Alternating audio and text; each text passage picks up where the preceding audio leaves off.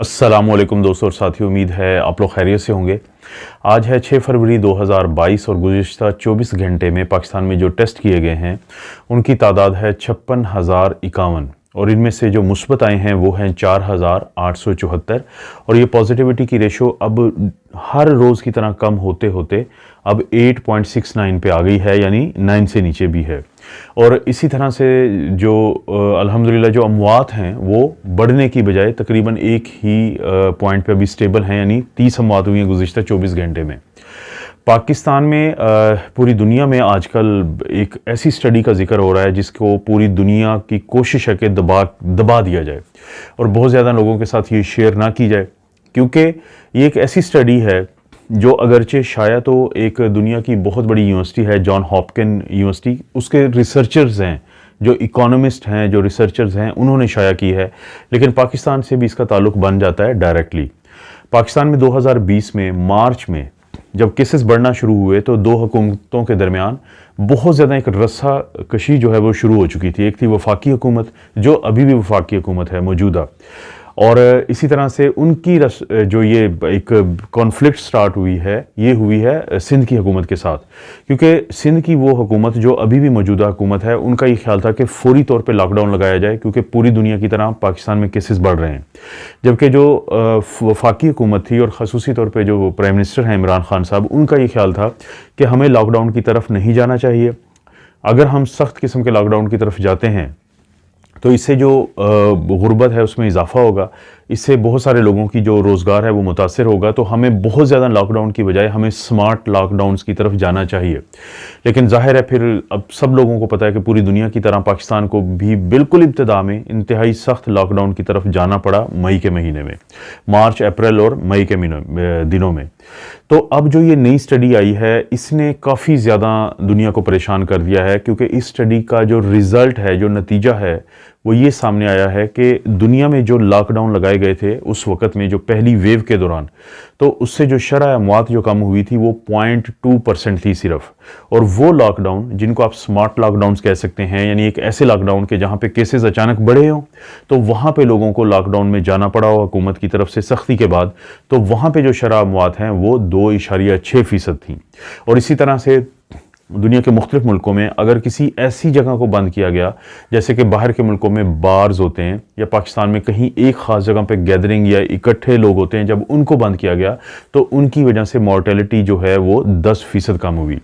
यानी इस स्टडी के मुताबिक तो ऐसे लगता है कि जैसे ये पाकिस्तान की वफाकी हुकूमत के हाथ से लिखी हुई स्टडी है, क्योंकि ये वही पॉइंट ऑफ व्यू था जो पाकिस्तान की गवर्नमेंट का था कि हमें किसी भी तरह से जो सख्त किस्म का लॉकडाउन है उसकी तरफ नहीं जाना चाहिए। जबकि इसके मुकाबले में हमारा जो पड़ोसी मुल्क इंडिया है, वहाँ पे सख्त किस्म का लॉकडाउन लगाया गया और जिसके बाद वहाँ पे बहुत सारे लोगों की जान इसलिए चली गई कि उस लॉकडाउन की वजह से लोग मूव नहीं कर सके, वो ट्रैवल नहीं कर सके।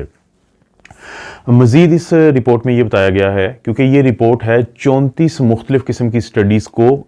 देखा गया इसके अंदर, और उस एनालिसिस को, उस तज्जिया को नाम दिया जाता है मेटा एनालिसिस का। तो उन 34 स्टडीज़ के मेटा एनालिसिस के नतीजे में ये भी बताया गया है कि इन लॉकडाउन की वजह से चाहे शरह या मौत तो कम ना हुई हों, लेकिन उससे बेरोज़गारी में इजाफा हुआ, उससे फैमिलीज़ के अंदर आपस में टेंशन बहुत ज़्यादा हुई। बल्कि यहाँ तक बताया गया है कि क्योंकि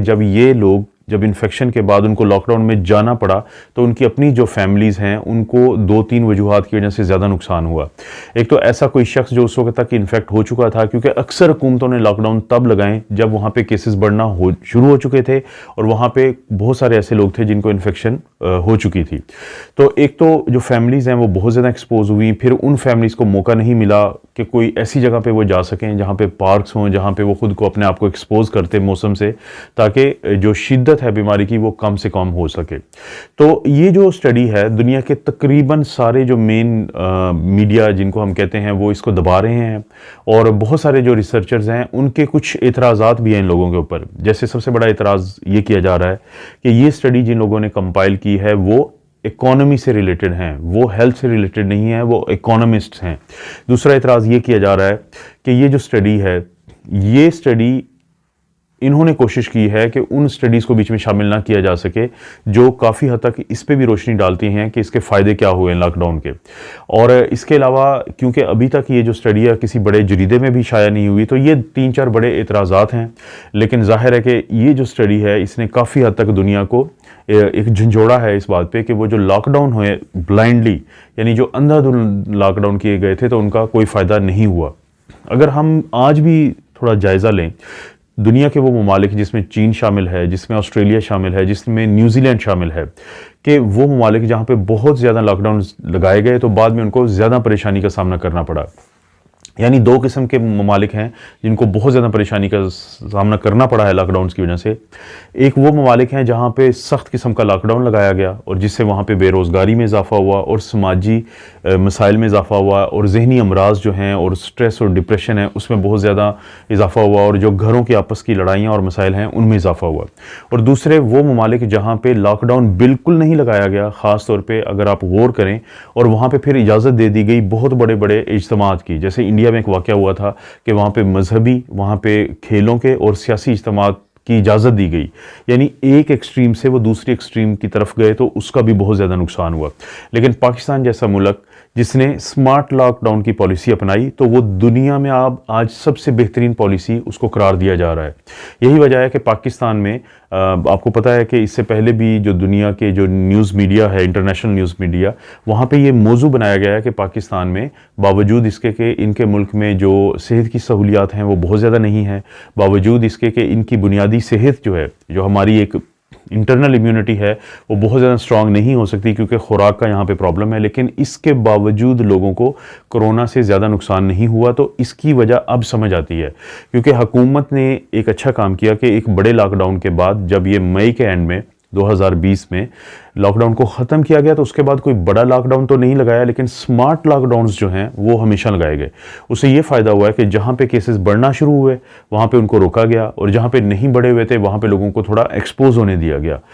इस तरीके से वायरस भी रुका जिन जगहों पे बहुत तेज़ी से फैल रहा था, और जिन लोगों को इम्यूनिटी चाहिए थी उनको इम्यूनिटी भी मिली। ज़ाहिर है इस दौरान बहुत सारे लोगों की ज़िंदगी भी गई, उनको नुकसान भी हुआ, लेकिन आज भी हमारे बहुत सारे बुजुर्ग हैं जो बावजूद इसके कि लोगों को बहुत ज़्यादा लॉकडाउन में नहीं रखा गया लेकिन वो महफूज रहे। और ये वक्त आ चुका है कि अब क्योंकि ओमिक्रॉन है तो ओमिक्रॉन की जो शिद्दत है वो बहुत ज़्यादा नहीं होती, तो वही बुजुर्ग जो हो सकता है पहली या दूसरी वेव में अगर उनको खुदा न खास्ता इन्फेक्शन होती तो उनके कम चांसेस थे कि वो बच पाते, तो अब उनको अगर होता भी है तो ये हल्की किस्म की बीमारी होती है।